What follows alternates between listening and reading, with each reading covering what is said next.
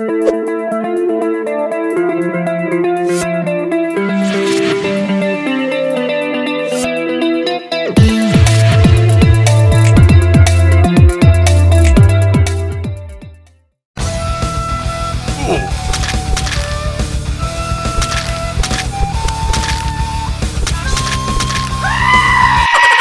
mga kamahalan, at for today's video, ayan, dahil off duty ako today at nagkaroon ako ng chance na pumunta sa Arabic Supply Shop, nadaan ko itong unique knife na ito. Agaw atensyon kasi bihira ako makakita ng ganito. Kaya ayun, dinampot ko na agad at dinala sa counter.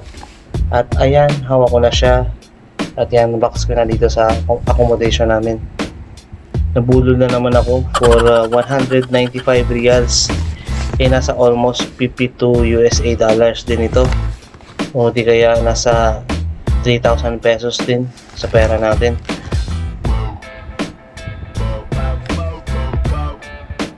Ito yung specs ng knife at ang unit model nito ay DPC-0079, made by the company called DPT. Al-Sanidi yung distributor niya. Arabic blade ito at modern ang looks niya. Ito yung tinatawag nila sa Arabic na Jambia. Overall length ng knife is 31.5 cm at yung blade niya is 12 cm. Ang bigat nito ay maabot ng 320 grams. Ang blade metal materials na ginamit dito ay 30CR13. Stainless steel siya, kaya sa tingin ko pwede din ito for all around use at pwede gamitin sa food preparation. Ayan, gamit itong aking small fixed blade na gawa ni FN Grow. I will liberate this knife. Bubuksan ko na siya. Buksan natin ito. Ayan, buksan natin. Samahan nyo ako, guys. So ayan, hindi ko na naipakita sa inyo kung paano ko winasak yung packaging niya dahil nahirap mag one hand operation habang nag-video. Ang kintab nitong Jambia na ito, medyo nakakasilaw at mukhang balance naman yung weight distribution niya.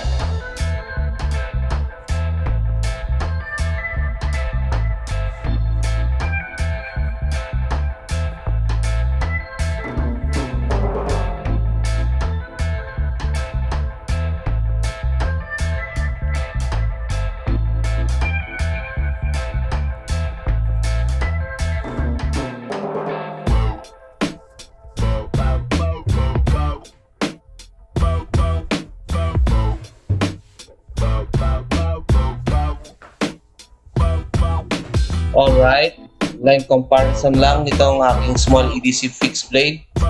Naging unano siya nung tinabi ko siya dito sa Arabic blade na ito. For your information lang, hindi naman siya mahirap ilagay dito sa kanyang puluhan.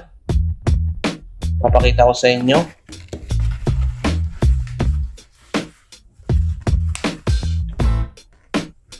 Yan, swabe naman siya ilagay.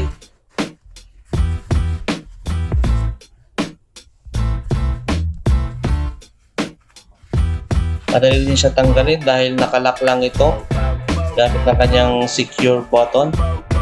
Hindi lang siya elegante tingnan dahil nylon yung shit na ito.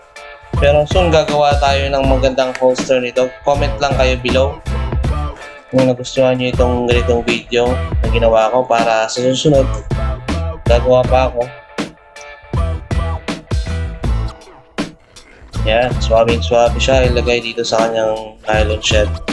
Secure lang natin siya nitong button na ito para hindi matanggal. One hand operation. Astig talaga siya tingnan. Ayan. Sukatin na natin gamit itong aking tape measure. Tingnan nyo guys. Tingnan natin maigi. Yan, overall knife length is 31.5 cm. Medyo talagang mahaba itong knife na to. At cutting edge length is nasa almost 18 cm din. Haba talaga guys. Siya pwedeng pang hand carry or EDC. Pero goods naman siya sa kanyang looks. Kung gagamitin lang naman natin siya pang camping or punta tayo sa kagubatan kung saan saan. At blade thickness niya naman is roughly 5mm din, at sa dulo niya nasa flat grind nasa 3mm din. May puller siya sa gitna for improvement sa kanyang thrust, para na sa kanyang strength reinforcement. Naka flat grind dito, parang up and down. Full tank itong blade na to, dahil kung titingnan nyo yung back spacer niya, is welded yung blade dito after ng insertion ng handle. Medyo madulas lang yung grip. Ayan, out of the box, paper cut test muna tayo. Well, check natin kung talagang matalas.